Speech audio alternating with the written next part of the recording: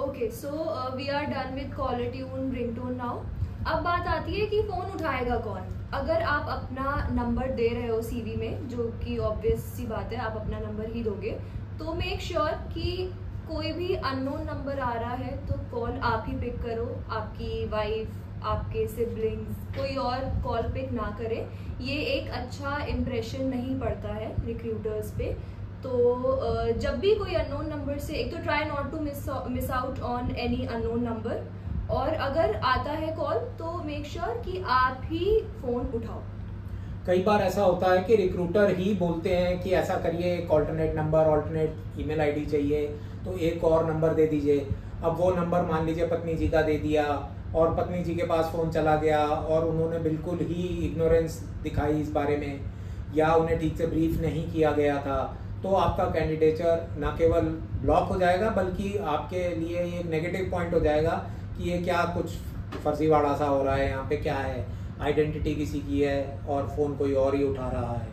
तो ये ध्यान रखने वाली बातें हैं। This is not a good impression basically, इसीलिए फ़ोन हमेशा आप ही को उठाना है when it comes to unknown numbers. So the next thing is personal information की। अभी हम बात कर रहे हैं तो पर्सनल इन्फॉर्मेशन में हम एक और चीज़ ऐड करते हैं कि अभी हमारा लोकेशन क्या है, मतलब हम कहाँ रहते हैं। सो डू नॉट अज्यूम कि लोगों को पता है कि करकरडुमा कहाँ है। हमें पता है क्योंकि वी आर फ्रॉम दिल्ली, लेकिन आप जिस स्टेट से बिलोंग करते हैं उस स्टेट का नाम आपको मेंशन करना है, ना कि क्या टाउन है, क्या डिस्ट्रिक्ट है। अच्छा, इससे जुड़ी हुई एक और चीज़ ये है कि अक्सर रिक्रूटमेंट प्रोसेस में पैन और ई आधार की ज़रूरत पड़ेगी एट सम स्टेज और दी अदर। तो हमारे पास ऐसे भी कैंडिडेट आते हैं कि जिनसे पैन मांगा जाता है, तो वो पूछने लगते हैं क्यों चाहिए।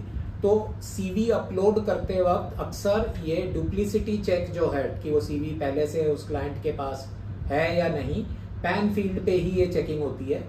तो पर कभी कभी ऐसे भी लोग आते हैं जो सोच में पड़ जाते हैं, हम ही से पूछते हैं कि कौन सा वाला पैन दूं, कौन से क्लाइंट को देना है। तो हमने कहा क्यों, तुम्हारे पास 2 पैन है।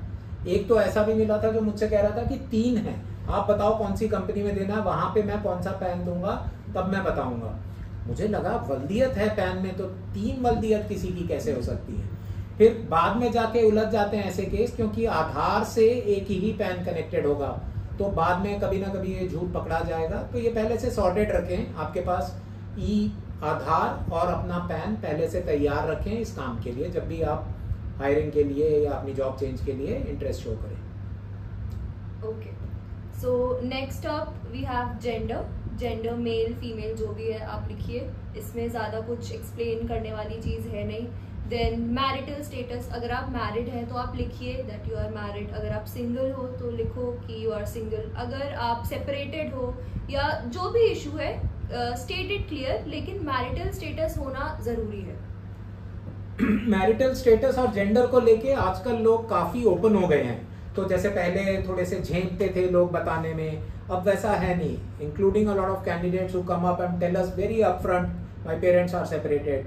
वैसे ही जेंडर को लेके बहुत सारी organisations are very open about it, और they welcome all kinds of genders. तो चाहे वो फ्रीडम समझें, प्राइड समझें, कुछ भी समझें, तो इसमें कोई छुपाने वाली बात नहीं है। You can be Fairlie upfront around it. और मैरिटल स्टेटस का एक ये हम कहेंगे कि it is a very significant point for the interviewer. अभी हाल ही में एक केस आया था जहां एक लेडी को शायद मनचाही लोकेशन नहीं मिल रही थी, तो उन्होंने ऑफर एक्सेप्ट करने में देर कर दी।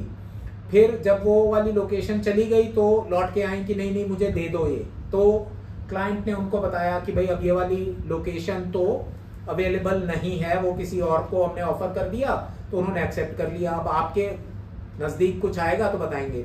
Now this lady sent out a rather obnoxious email to the client कि आपने मुझे ऑफर किया था, मैंने देर लगा दी का मतलब थोड़ी ना है कि आप दूसरे को ऑफर कर देंगे। And I am a single mother, I have a child to take care of, आप ऐसा कैसे कर सकते हैं। Now unnecessarily she is giving her introduction to the hiring manager. मैं अगर वो हायरिंग मैनेजर हूं तो मैं डर जाऊंगा कि भाई ये तो अभी ऑनबोर्ड आई नहीं, अभी से धमका रही है, कह रही है सिंगल मदर है, कह रही है कि भाई मेरी छोटी बेटी है जिसको टेक केयर करना पड़ता है, तो बाद में काम कितना कर पाएगी ठीक से, शायद मैं बैक ऑफ ही हो जाऊंगा। तो ये थोड़ी रेलेवेंट इन्फॉर्मेशन होती है। आपके खिलाफ कोई मान लीजिए डिवोर्स प्रोसीडिंग्स चल रही हैं तो आपको अक्सर छुट्टी लेनी होगी, कोर्ट केस चल रहा है तो आपको अक्सर छुट्टी लेनी होगी, तो ये सिग्निफिकेंट इन्फॉर्मेशन होती है। It is advisable to be very upfront around it. So this brings us to the next thing, which is क्या हमें अपना कोई रिलीजियस सिंबल लगाना है, क्या कोई पॉलिटिकल सिंबल लगाना है? So the answer is no, नहीं लगाना। एडिंग एनी रिलीजियस सिंबल और political symbol is not at all advisable. जो भी हायरिंग मैनेजर है या एचआर है उनको इन सब चीज़ों से मतलब नहीं है। आपको अपनी सीवी प्रोफेशनल बनानी है और ये सब चीज़ें मैटर नहीं करती सीवी में। बल्कि ये आपके अगेंस्ट जा सकता है क्योंकि वो दूसरे पक्ष का हो सकता है। तो आपने अपना रिलीजन फ्लॉन्ट किया, आपने कोई साइन उधर लगा दिया, हो सकता है वो दूसरा आदमी बिल्कुल सख्त परहेज रखता हो सकता है वो आपकी पार्टी का विरोधी दल का हो, तो क्यों हम अपना परिचय इस तरह से दें। इनफैक्ट बहुत जगह पे पॉलिटिकली एक्सपोज्ड फैमिलीज के बच्चों को लेते ही नहीं।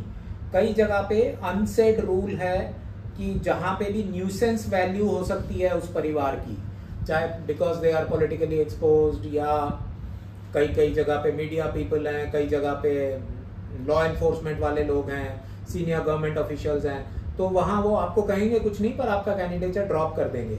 खास तौर पे अगर कोई एक्सटर्नल इन्फ्लुएंस की उनको जरा सी भी अगर फीलिंग आ रही है, क्योंकि उनके मन में ये डर होता है कि बच्चा ले तो हम लेंगे, निकालते वक्त कोई ना कोई इसका हिमायत करने वाला आएगा, कोई चौधराहट दिखाएगा तब। तो कोशिश ये करिए कि अगर आप हैं भी ऐसे परिवार से तो इसकी चर्चा बिल्कुल मत करिए। Okay, so we are done with personal information.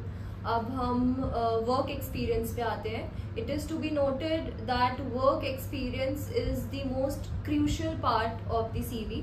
ये हमें ज़रूर मेंशन करना है। अगर हम ये मेंशन नहीं करेंगे तो सीवी हमारी सीवी कहलाएगी ही नहीं, ठीक है। तो वर्क एक्सपीरियंस में आपको सबसे ऊपर लिखना है आपका जो करंट एम्प्लॉयमेंट है, आप जिस कंपनी के साथ अभी एसोसिएटेड हैं वो आपको सबसे ऊपर लिखना है, अलॉन्ग विद आपका टेन्योर।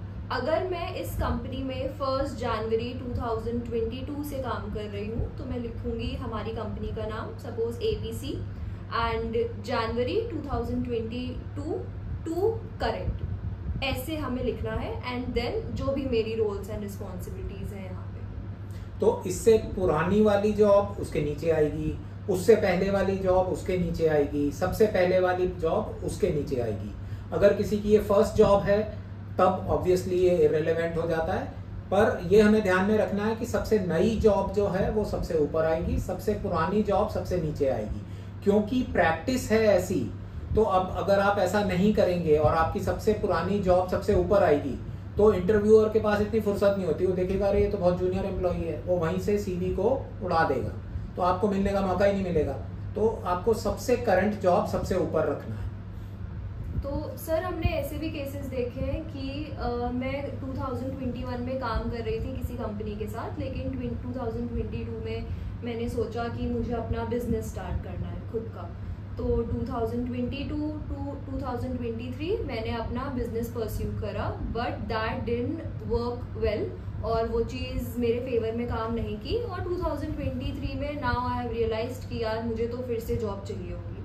अगर ऐसा केस है, मेक श्योर कि आप अपनी सीवी में ऐड कर रहे हो ये चीज़ कि मैं 2021 तक यहाँ पे काम करती थी, फिर मैंने 1 साल बिजनेस किया, दैट डिडंट वर्क आउट, और उसके बाद अब मैं फिर से I am looking for a job. इसमें छिपाने वाली कोई भी बात नहीं है in my opinion. In fact, a lot of employers these days they look for candidates जिसने कभी ना कभी failure देखा है, because they want to check for quality of resilience, the candidate's ability to bounce back from a certain defeat. तो इसमें कोई छुपाने वाली बात नहीं है, बल्कि ये काबिले तारीफ है कि इस आदमी में हिम्मत थी, कलेजा था कि नौकरी चलती चलती अच्छी खासी छोड़ के उसने बिजनेस स्टार्ट किया। किसी भी वजह से नहीं चला बिजनेस, अब वो वापस आना चाहता है कि भाई परिवार का पेट तो पालना ही है। तो इसमें कोई झेपने वाली बात नहीं है। बस एक चीज़ का ध्यान रखें कि अगर मान लीजिए बिजनेस नहीं चला तो it is probably advisable to accept कि मैंने ठीक से प्लान नहीं किया था, बजाय इसके कि हम बोलें कोविड की वजह से नहीं चला, या पार्टनर से अनबन हो गई, लड़ाई झगड़ा हो गया, फैमिली में कोई बीमार है। हाँ, तो एक्सटर्नल रीजंस ना बताएं, हम ये बोल दें कि भाई शायद मेरी मेहनत में कमी थी, या मैंने ठीक से सोचा नहीं था, उससे पहले मैंने अधपके स्टेज में ही मैंने लॉन्च कर दिया, वो शायद ज्यादा एडवाइजेबल है। हमने बहुत सारी ऐसी सीरीज देखी है जहाँ पे लोग ये लिखते हैं कि फैमिली में कोई बीमार था, इस वजह से जॉब छोड़नी पड़ी। So this is not advisable, आप झूठ मत बोलो। और ये जो रीजन है कि फैमिली में कोई बीमार था, this is a very vague reason, ये आपके अगेंस्ट भी जा सकता है। ऑन द कॉन्ट्ररी होता क्या है कि अगर मेरे परिवार में कोई बीमार है तो उस समय तो मेरी गरज है कि मैं अपनी नौकरी ठीक से चलाऊं, निभाऊं, क्योंकि मेडिक्लेम लेना है मुझे। उसी बीमारी, जो भी मेरी माँ बीमार है, मेरे पिता बीमार है, मैं खुद बीमार हूँ, पत्नी, बच्चे, कोई भी बीमार है, तो मेडिक्लेम में कवर्ड है। तो उस समय मेरी और ज्यादा जरूरत हो जाती है नौकरी निभाना। और कोई भी एम्प्लॉयर जो है इतना बेरुखी से नहीं ट्रीट करता अपने एम्प्लॉयज को, खासतौर पे अगर विंटेज एम्प्लॉय हो गया है और उसके घर में जेन्युइन प्रॉब्लम है। तो मैंने अनेक ऐसे केस देखे हैं जहां फुल सैलरी देते रहते हैं कुछ महीनों तक, फिर हाफ सैलरी देते रहते हैं, फिर भी निकालते नहीं है इस उम्मीद में कि वो बंदा शायद वापस आ जाएगा, खासतौर पे अगर वो पहले अच्छा काम करके गया है। तो इसमें छुपाने वाली कोई बात नहीं। Right, so we are pretty much done. अब लास्ट चीज जो है वो है एजुकेशन डिटेल्स। इसमें ये चीज़ ग्रेजुएशन डिटेल्स और एजुकेशन डिटेल्स के बारे में हम नेक्स्ट वीडियो में बात करेंगे। Thank you.